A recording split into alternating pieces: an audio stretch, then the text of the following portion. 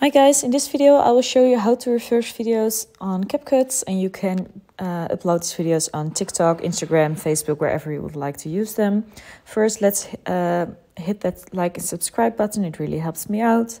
So let's hop onto CapCut and let's open a new project and let's search for a great picture. So let's take this one from and add them. And now what you have to do is you have to split your clip. So I want to split my clip at this point.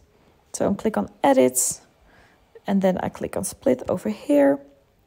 As you can see, I've split it the clip and I only want to reverse the first part. So I'm clicking on the first part and then I'm going to search for copy, and it's all the way over here.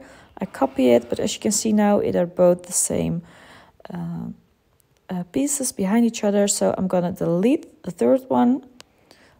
Don't need it anymore, and I'm gonna tap on the second copied piece of movie. Then I'm scroll all the way, swiping to the right until I see reverse.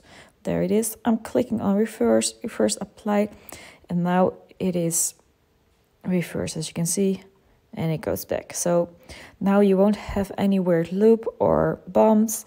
It is really natural. So you can save it now and download it and use it in all of the other apps. I hope this helps, and if you have any questions, please let me know.